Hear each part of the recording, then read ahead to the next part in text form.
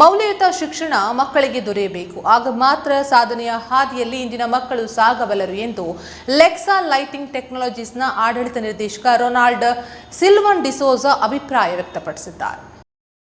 ಪೆರಂಪಳ್ಳಿಯ Trinity central ಸ್ಕೂಲ್ನ ವಾರ್ಷಿಕೋತ್ಸವವನ್ನು ಉದ್ಘಾಟಿಸಿ ಅವರು ಮಾತನಾಡಿದರು. ಏನೇ ಕಷ್ಟ ಬಂದರೂ ಅದನ್ನು ಎದುರಿಸಿ ಮುನ್ನಡೆಯುತ್ತೇನೆ ಎಂಬ ಛಲವನ್ನು ಇಂದಿನ ಮಕ್ಕಳಲ್ಲಿ ಮೂಡಿಸಬೇಕಾಗಿದೆ. ಇಂತಹ ಛಲ, ಆತ್ಮವಿಶ್ವಾಸ ಮೌಲ್ಯಯುತ ಶಿಕ್ಷಣದಲ್ಲಿ ದೊರೆಯಲು ಮಾತ್ರ ಸಾಧ್ಯ. ಟ್ರಿನಿಟಿ ಸೆಂಟ್ರಲ್ ಸ್ಕೂಲ್ನ ವಿದ್ಯಾರ್ಥಿಗಳ ಕಲಾ ಪ್ರತಿಭೆಗಳು ಇಂತಹ ಶಿಕ್ಷಣಕ್ಕೆ ಸಾಕ್ಷಿ ಎಂದರು. ಮುಖ್ಯ ಅತಿಥಿಯಾಗಿ ಭಾಗವಹಿಸಿದ ಫಾದರ್ ವಿನೋದ್ ಮಸ್ಕರೇನಸ್ ವಿದ್ಯಾರ್ಥಿಗಳನ್ನು ಉದ್ದೇಶಿಸಿ ಮಾತನಾಡಿದರು.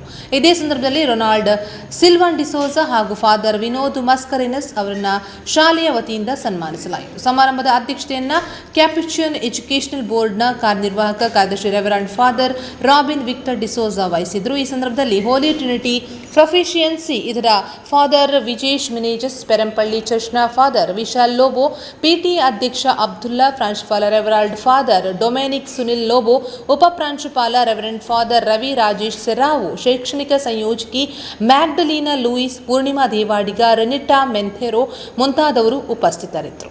ಉತ್ತಮ ಸಾಧನೆಗೈದ ವಿದ್ಯಾರ್ಥಿಗಳಿಗೆ ಗೌರವಿಸಲಾಯಿತು. ರಾಜ್ಯ ಮಟ್ಟ, ರಾಷ್ಟ್ರ ಮಟ್ಟದಲ್ಲಿ ಕ್ರೀಡೆಯಲ್ಲಿ ಮಿಂಚಿದ ವಿದ್ಯಾರ್ಥಿಗಳನ್ನು, ಬೋಧಕ ಸಿಬ್ಬಂದಿಗಳನ್ನು ಸನ್ಮಾನಿಸಲಾಯಿತು. ಬಳಿಕ ಸಾಂಸ್ಕೃತಿಕ ಕಾರ್ಯಕ್ರಮದ ಅಂಗವಾಗಿ ಸಂಗೀತ, ನೃತ್ಯ, ನಾಟಕ, ಯಕ್ಷಗಾನ ನೃತ್ಯಗಳು ನೆರೆದವರನ್ನು ಮನಸೂರೆಗೊಳಿಸಿತು. ಸ್ಕೂಲಲ್ಲಿ ಓದ್ಬಿಟ್ಟು ಮುಂದೆ ಬರಬೇಕು ಅಂತ ಹೇಳ್ಬಿಟ್ಟು ಒಂದು ಆಶೆ ಇದೆ. ಅದನ್ನು ಜಾರಿಗೆ ಪಡಿಸಲು ನೀವು ತುಂಬಾನೇ ಶ್ರಮ ಪಡ್ತಾ ಇದ್ದೀರಾ. ಇವಾಗಲೇ ಇಂಟ್ರೊಡಕ್ಷನಲ್ಲಿ ಹೇಳಿದ ಪ್ರಕಾರ ಜೀವನ ಅನ್ನೋದು ಒಳ್ಳೆ ಪಾಠ ಕಲಿಸುತ್ತೆ. Being a parent or being a kid.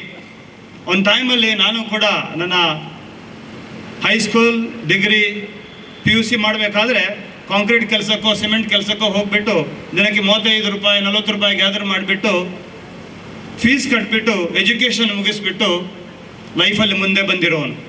ದಿನಕ್ಕೆ 3 ಸಲದ್ದು ತುತ್ತು ಸಿಗೋದು ತುಂಬಾ ಕಷ್ಟ ಆಗ್ತಾಯಿತ್ತು. It was very difficult. 10x10 ರೂಮಲ್ಲಿ ಕರೆಕ್ಟಾಗಿ ಒಂದು ಬಾಗಿಲಿಲ್ಲದ ಮನೆಯಲ್ಲಿ, ಟಾಯ್ಲೆಟ್ ಇಲ್ಲದ ಮನೆಯಲ್ಲಿ ವಾಸ ಮಾಡಿಬಿಟ್ಟು ಗ್ರ್ಯಾಜುಯೇಷನನ್ನು ಮುಗಿಸ್ಬಿಟ್ಟು ಫಸ್ಟ್ ಸ್ಯಾಲ್ರಿ 750 ರೂಪಾಯಿಗೆ ಬೆಂಗಳೂರಿಗೆ ಹೋದವನು ನಾನು. ಟೊಯೋಟಾನ ದೊಡ್ಡ ಕಂಪನಿನಲ್ಲಿ ಅವಕಾಶ ಸಿಕ್ಕಿದ ನಂತರ ಜಪನೀಸ್ ಕೆಳಗಡೆ ತುಂಬಾ ಅವರಿಂದ ಕಲಿತೆ. ಆ ನಂತರ ಜೀವನದ ಓಟ ಸ್ಟಾರ್ಟ್ ಆಯಿತು. ಈ ಥರ ಜೀವನದಲ್ಲಿ ಸರಾಸರಿ 3 ಸರಿ ಕಂಟಿನ್ಯೂಸ್ ಆಗಿ ಫೇಲ್ ಆದ ನಾನು. ಜೀವನದಲ್ಲಿ ಫೇಲ್ ಅಂದರೆ ಎಕ್ಸಾಮ್ಸಲ್ಲಿ ಫೇಲ್ ಅಲ್ಲ, ಲೈಫಲ್ಲಿ ಫೇಲ್ ಆಗೋವಂಥದ್ದು. ಅದರಲ್ಲಿ ಫೇಲ್ ಆದ ನಾನು ಸತತ ಶ್ರಮ, ಡ್ರೈವ್ ಆ್ಯಂಡ್ ಡೆಡಿಕೇಶನಿಂದ ಇವತ್ತು ದೇವರ ದಯೆಯಿಂದ ಸಾಧಾರಣ 300 ಜನರಿಗೆ ಎಂಪ್ಲಾಯ್ಮೆಂಟ್ ಕೊಡೋದು ಮಾತ್ರ ಅಲ್ಲದೆ ಸಾಧಾರಣ 1000 ಜನರು ಈ ಒಂದು ಕಂಪನಿಯಿಂದ ದಿನನಂದಿನ ಊಟ ಮಾಡ್ತಾ ಇದ್ದಾರೆ ಅನ್ನೋದು ಒಂದು ಸಂತೋಷದ ವಿಷಯ. And we need to give ourselves to the needy brothers and sisters. We all love our mother country. We say we all Desha Bhaktas, Desha Premi.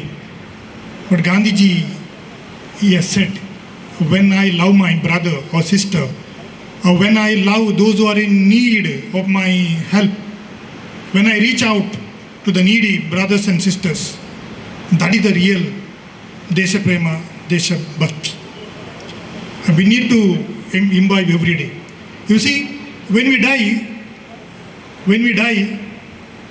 we are, buried, and under the earth, we become rotten, and worms will eat, and we become their food. And some among us, communities, they burn and become ash. My motto is, we should never ever become one with the mud, but we should always live forever.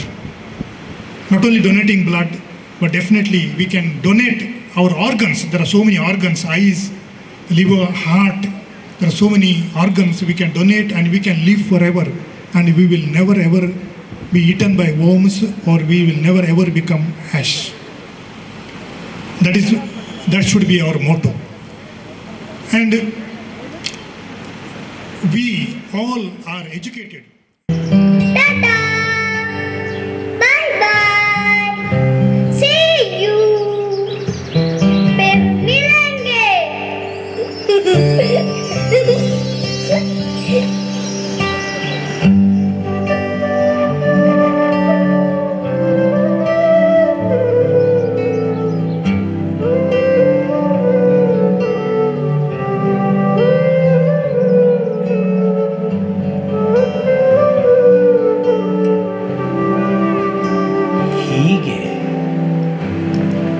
ದಿನವೂ